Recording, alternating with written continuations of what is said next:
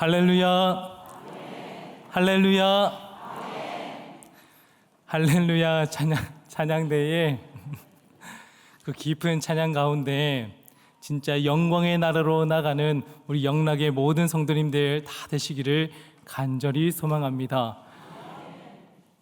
햇빛보다 더 밝은 우리 주님의 곁에 머무는 우리 영락의 성도가 다 되어야 할 줄 믿습니다. 오늘부터 또 한 주간 또 북한 동포 사랑기도회를 시작으로 또 북한 선교대회가 진행됩니다. 그 모든 진행 가운데에도 저희들이 품어야 할 것은 복음 통일을 놓고 영광의 나라로 함께 나가야 할 줄 믿습니다. 그 믿음 가지고 함께 기도하고 하나님의 말씀 붙드는 우리 모든 성도님들 되시기를 주님의 이름으로 간절히 기도드립니다. 저희들은 어릴 적부터 다 기도 제목들이 있었을 겁니다. 저 또한 기도 제목이 있었습니다. 중학교 때는 두 가지 큰 기도 제목이 있었습니다.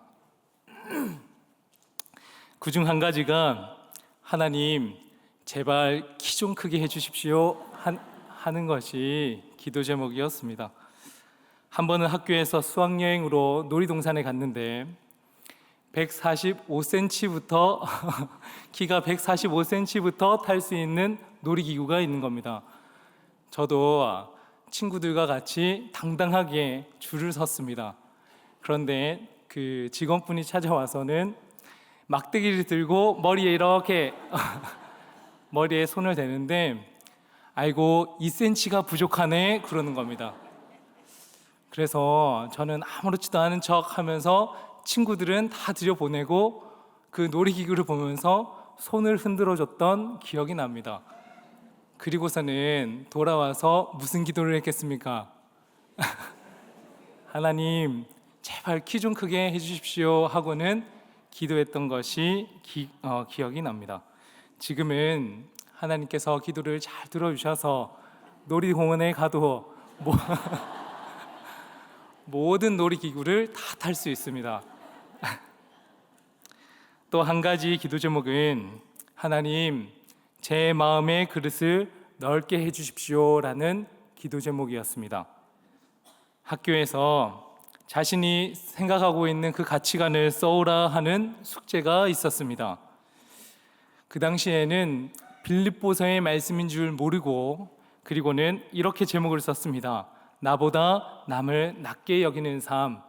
그리고는 내용으로는 누군가에게 도움이 되는 존재가 되고 싶다 하면서 뭔가 글을 이렇게 써내려갔던 것이 기억이 납니다.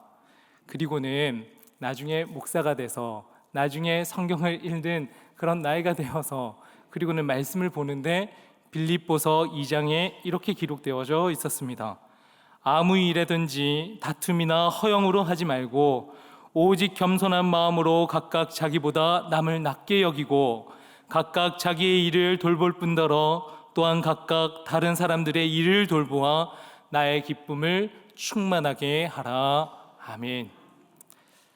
자기보다 남을 낮게 여기고 다른 사람들을 이해할 수 있는 마음의 폭이 넓어지면 모두가 사이좋게 모두가 좋은 관계를 맺으면서 지낼 수 있으리라 그렇게 생각을 하면서 하나님 넓은 그릇이 되게 해주세요 하고 기도를 했었던 중학생 때 시절이 있습니다.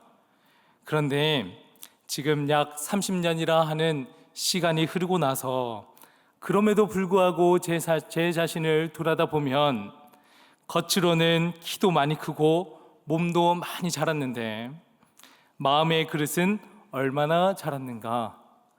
나보다 남을 낮게 여기는 삶은 살고 있는가 하는 그 물음 앞에 이웃을 향한 마음보다는 내 속마음을 채우고자 하는 마음이 훨씬 더 많이 자랐고 목회자입니다. 저는 그리스도인입니다.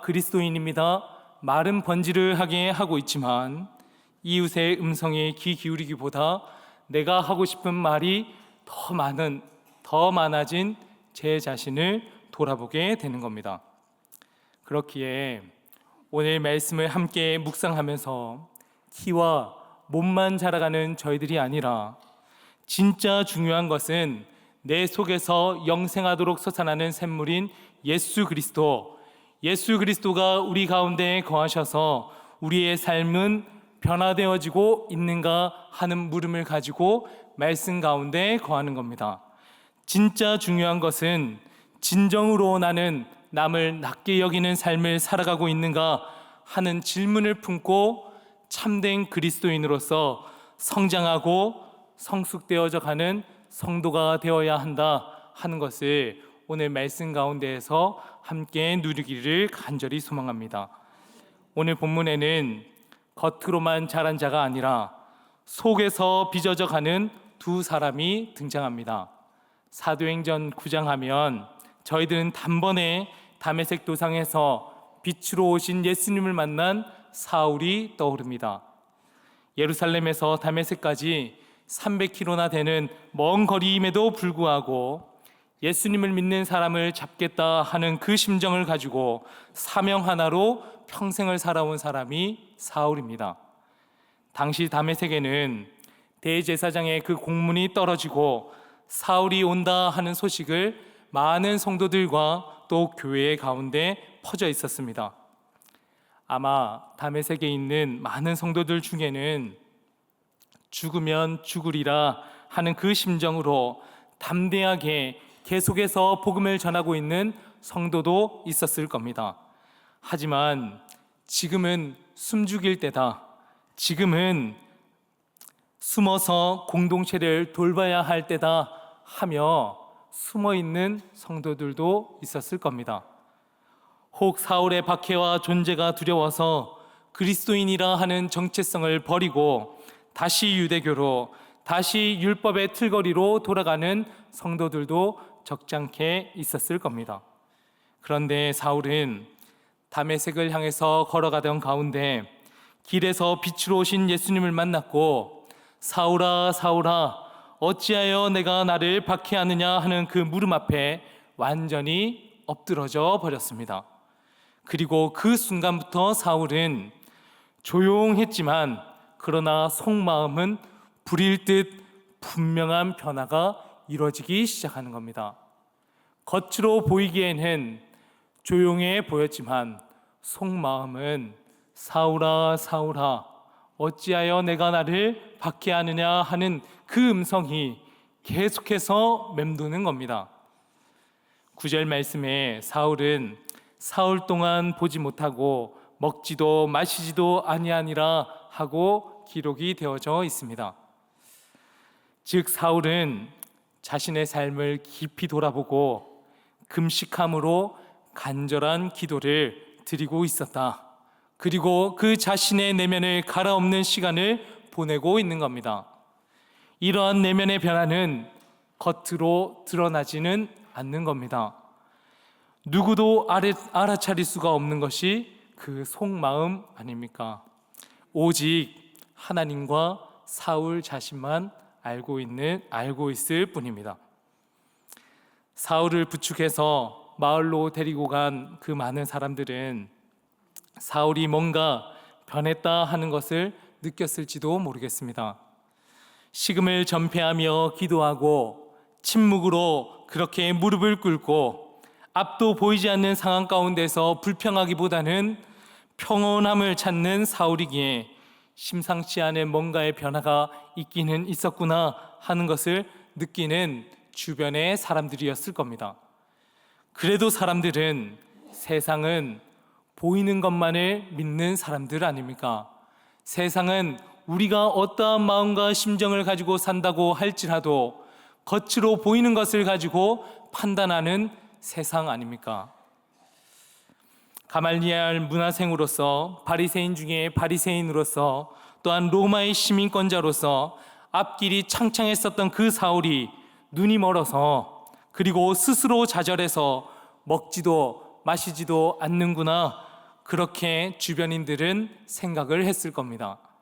심지어 11절 말씀에는 사울이 기도하는 중이니라 하는 그런 기록이 있는데 사람들은 사울이 하나님 제 키를 좀 크게 해주십시오, 하나님 제가 원하는 것을 좀 들어주십시오 하는 식으로 하나님 제 눈을 좀 뜨게 해주십시오라는 정도의 그러한 기도를, 매달림을 가지고 있는 것이구나, 그렇게 여기는 겁니다.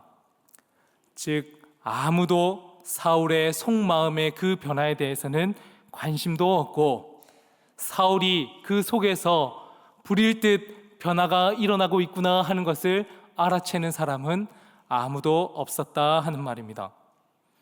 이렇게 혼자 하나님 앞에서 고민하고 기도함으로 변화의 그 몸부림을 치고 있는 사울에게 하나님께서는 홀로 내버려 두지 않으시고 함께 주님의 뜻을 이루어갈 또 한 사람을 그렇게 소개해 주십니다. 10절 말씀을 화면을 보면서 다 같이 한번 읽어보도록 하겠습니다.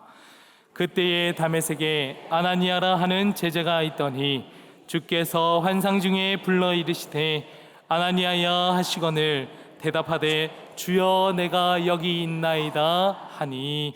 아멘.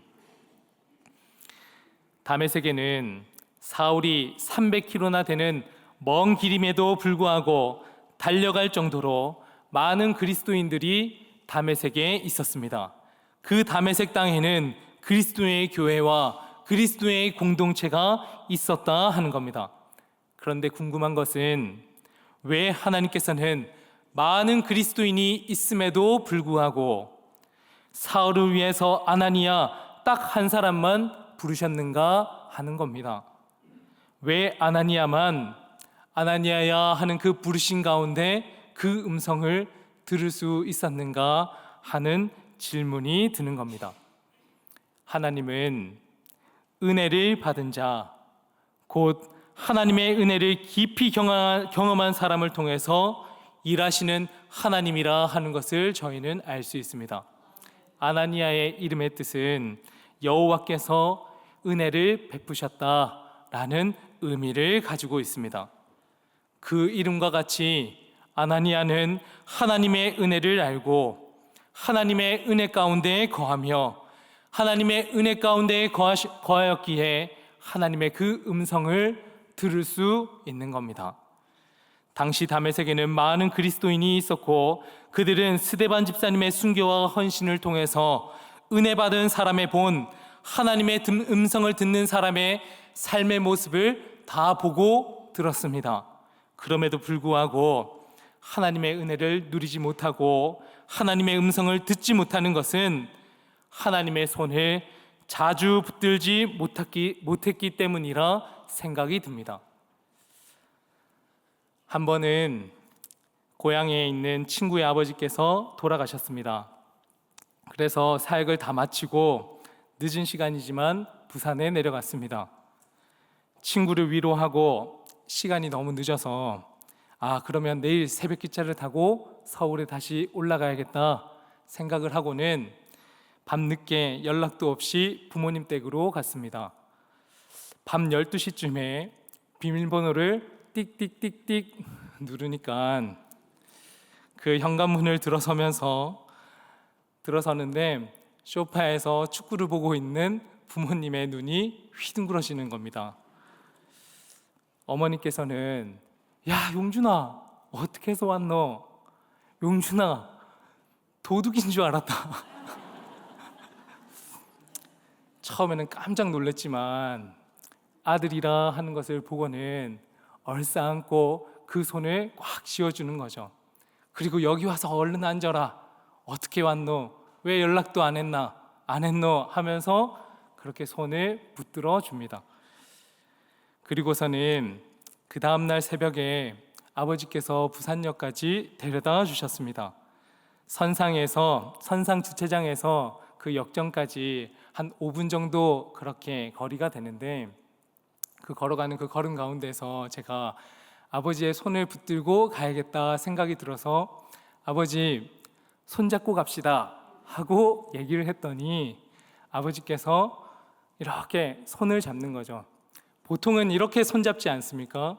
그런데 처음에는 이렇게 손을 잡다가 이렇게 돌려서 깍지를 끼는 거죠. 언제쯤 깍지를 끼면서 걸어봤던가. 아내와도 이렇게 깍지를 끼면서 손을 잡고 걸었던 적이 언제였던가 그런 생각이 들면서 아버지의 손을 꼭 잡고 그 5분간의 거리를 그렇게 걸었습니다. 그리고서는 제가 아버지께 아버지 손은 참 딱딱하네요 라고 얘기를 했습니다. 예전에는 아버지의 그 손도 제 손처럼 말랑말랑 했을 겁니다. 그런데 시간이 지나고 또 나이가 들고 그리고 평생 그렇게 일을 해오다 보니까 그 손이 점점 어떻게 됩니까? 딱딱해지는 거죠. 굳어져 가는 거죠. 그리고서는 이제 인사를 할 때 아버지 다음에는 손 더 꼭 잡고 그렇게 걸읍시다. 아버지 다음에 더 손 많이 잡아드릴게요 하고는 인사를 하고 돌아섰습니다. 그렇게 돌아설 때 무슨 생각이 들었냐면 내 손이 이렇게 말랑말랑한 이유는 무엇일까? 아버지께서 어머님께서 저희들의 손을 꼭 붙들어 주시고 항상 조물조물 이렇게 만져주셨기 때문에 제 손이 말랑말랑한 것 아닙니까? 그리고는 그렇구나. 아버지의 손은 왜 딱딱할까? 내가 아버지의 손을 일이 바쁘다고 그리고 할 일이 많다고 거리가 멀어서 멀리 산다고 그 손을 잡아주지 않아서 그런 거구나 라는 생각이 드는 거죠. 저희가 하나님의 은혜를 누리지 못하고 저희가 하나님의 음성을 듣지 못하는 삶을 살아가는 것은 다른 데 이유가 있는 것이 아닙니다. 저희가 하나님께서 내미시는 그 손을 자주 잡지 않기 때문에 그런 것 아니겠습니까? 하나님께서는 저희를 최고의 작품으로 창조하시고 조물조물 빚으시고 만져주셨는데 그리고 그 코에는 생기를 불어넣어 주셨습니다. 그런데 저희는 그만 좀 불어넣으셔요 하고는 그 귀를 막고 그 숨이 들어오는 것을 막고 제 갈 길을 가겠습니다 걷는 저희들 아닙니까?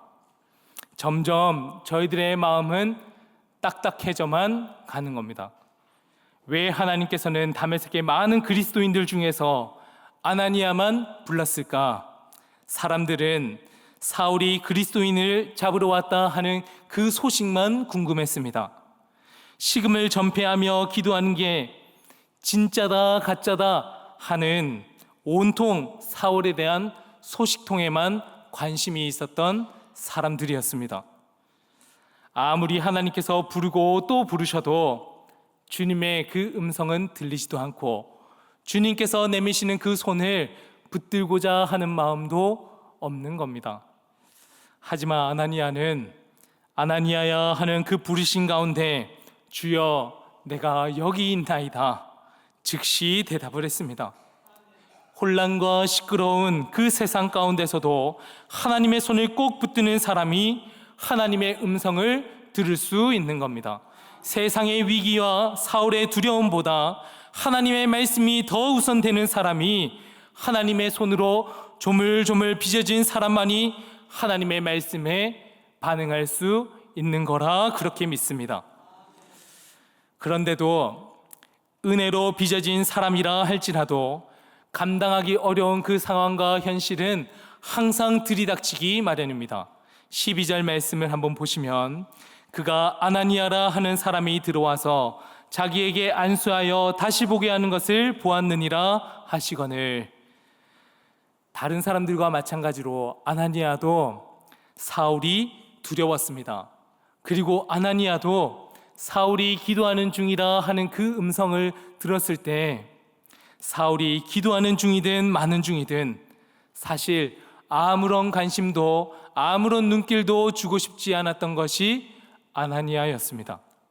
그런데 주님께서는 한 걸음 더 나아가서 사울이 기도하는 중에 아나니아 자신을 통해서 눈이 맑아지는 환상을 보고 있단다 하는 것을 아나니아에게 전하는 하나님입니다. 얼마나 아나니아가 당황스럽고 황당했겠습니까?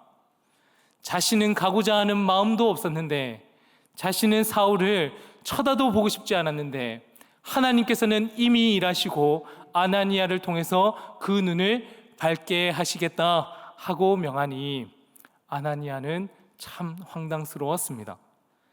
삶을 회심하고 돌이키고 있는 사울에게 아나니아의 환상은 기적처럼 느껴졌을 겁니다. 역시 하나님은 진실함으로 기도하는 자를 찾아와 주시고 회복의 길을 열어주시는 하나님이시다. 빛으로 오신 예수님은 진정 하나님의 아들이라 하면서 아멘으로 하나님의 음성을 들은 사울이었을 겁니다. 반면 아나니아의 속은 타들어가는 겁니다. 입술은 삐죽하고 튀어나와 있는 아나니아였을 겁니다. 아무리 은혜를 받은 자라 할지라도 자신들을 죽이고자 하는 자를 받아들일 수는 없는 겁니다. 아나니아의 심정을 담아서 13절과 14절 말씀을 다 같이 한 번 더 읽겠습니다. 아나니아가 대답하되 주여 이 사람에 대하여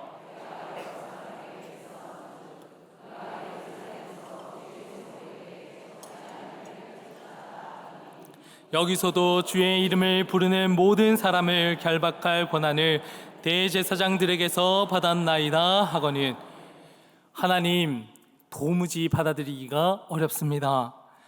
본 적도 없지만 사울은 많은 사람을 적지 않게 박해했던 사람이 아닙니까? 심지어 공문까지 만들어서 공식적으로 그리스도인을 박해하는 사람이 사울입니다. 그런데 어떻게 그런 사람을 찾아가서 기도할 수 있다 하는 말입니까? 반박하는 아나니아입니다. 은혜를 입은 자임에도 불구하고 이 마음 가운데에는 삐죽하고 입술이 튀어나올 수도 있는 겁니다. 이렇게 불만을 터뜨림에도 불구하고 하나님께서는 그래도 아나니아를 들어서 사용합니다. 왜냐하면 아나니아는 주께서 가라 명하시면 순종하여 움직이는 사람이었기 때문입니다.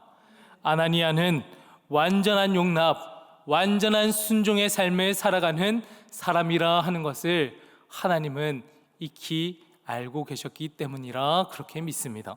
15절 말씀을 제가 읽겠습니다. 주께서 이르시되 가라, 이 사람은 내 이름을 이방인과 임금들과 이스라엘 자손들에게 전하기 위하여 택한 나의 그릇이라. 아멘. 하나님께서 가라 하고 명하시면 가야만 하는 존재가 누구입니까?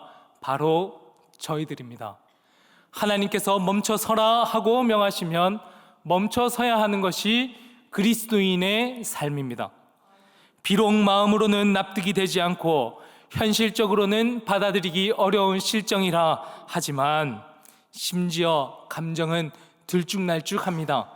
그래도 주님께서 가라 명하시면 가야만 하는 겁니다. 하나님 말씀 앞에 머무르고 그 음성 앞에 순종하는 것이 믿음의 사람이 걸어가야 하는 삶의 여정임을 믿습니다.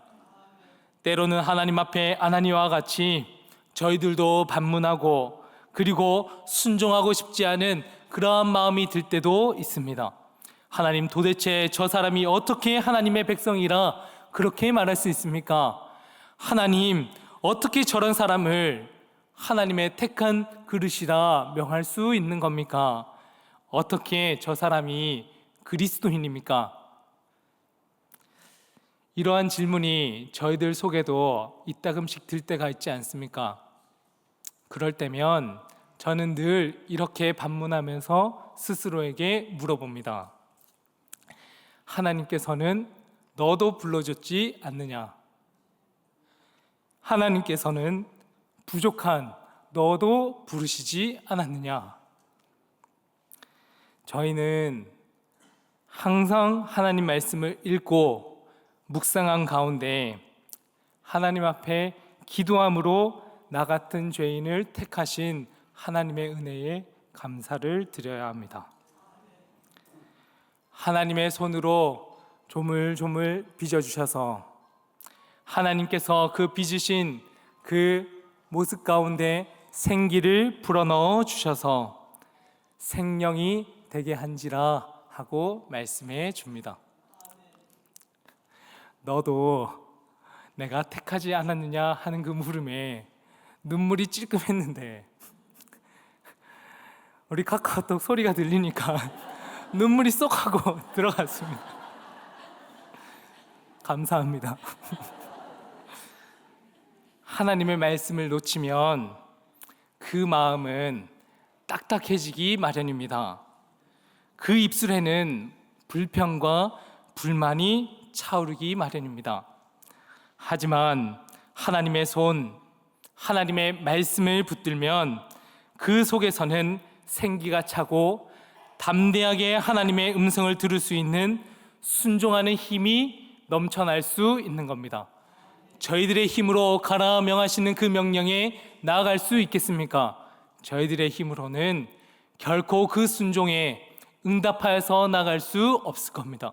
하지만 주님께서 우리의 손을 꼭 붙들어 주시고 우리의 손을 꼭 붙들어 주셔서 손이 따뜻해지고 말랑말랑해져야 저희들의 이 손도 우리의 이웃 가운데 사랑하는 부모님의 그 손을, 사랑하는 우리 이웃의 손을, 우리 성도님의 손을 꼭 하고 붙들 수 있는 것 아니겠습니까?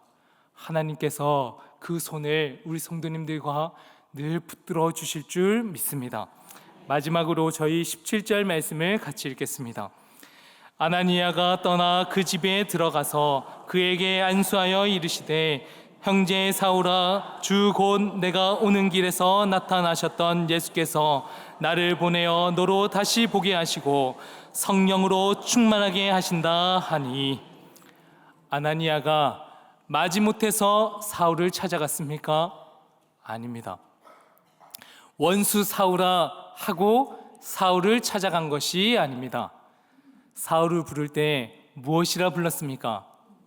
형제 사울아, 사랑하는 자 사울아, 하나님의 백성된 사울아, 우리는 하나님의 그릇이다 하는 심정으로 하나님의 마음을 온전하게 받아들이고, 하나님, 처음에는 불평과 불만이 차올랐지만 하나님께서 우리의 손을 붙들어 주신 그 손, 주님께서 우리를 위해서 십자가에 달려 죽으신 그 은혜, 우리에게 은혜를 베풀어 주신 그 사랑의 마음을 기억하여서 깨달아서 마음에 새겨서 형제 사울아 하고 받아들이겠습니다.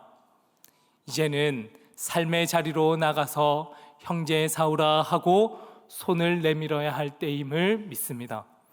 마음속으로만 나는 그리스도인입니다, 나는 나보다 남을 낮게 여기는 삶을 살고 싶습니다, 그러한 고백으로 살아가는 것이 아니라 키도 크고 놀이동산에 가서 모든 기구도 탈 수 있고 몸도 잘하고 그렇게 몸만 잘하는 것이 아니라 우리 속에 있는 하나님을 향한 그 사랑의 마음이 자라가야 할 줄 믿습니다. 그러한 믿음으로 실천하며 형제 사울아, 형제 성도님 하고 부를 수 있는 우리 영락의 모든 성도님들 다 되실 수 있기를 주님의 이름으로 간절히 축원합니다. 함께 기도하겠습니다. 사랑의 하나님, 어릴 적 키가 크기를 바라고 마음의 그릇이 넓어지기를 기도했던 그 고백처럼 지금 이 시간 저희들도 다시금 하나님 말씀 앞에 나갑니다. 겉으로 보이는 것에만 집중했던 저희들의 시선을 거두어 주시고 우리 안에 계신 예수님으로 인해 진정한 변화를 경험하는 우리 영락의 모든 성도님 되게 도와주시옵소서. 하나님의 은혜를 입은 아나니아와 같이 하나님의 음성에 즉각적으로 반응하게 하시고 하나님의 깊은 속까지도 깨닫게 하셔서 받아들이기 어려운 사람이라 할지라도, 힘든 상황이라 할지라도 믿음으로 형제 사울아 부를 수 있는 그리스도의 실천을 이루는 성도가 되게 도와주시옵소서. 감사드리며 예수님 이름으로 기도하옵나이다. 아멘.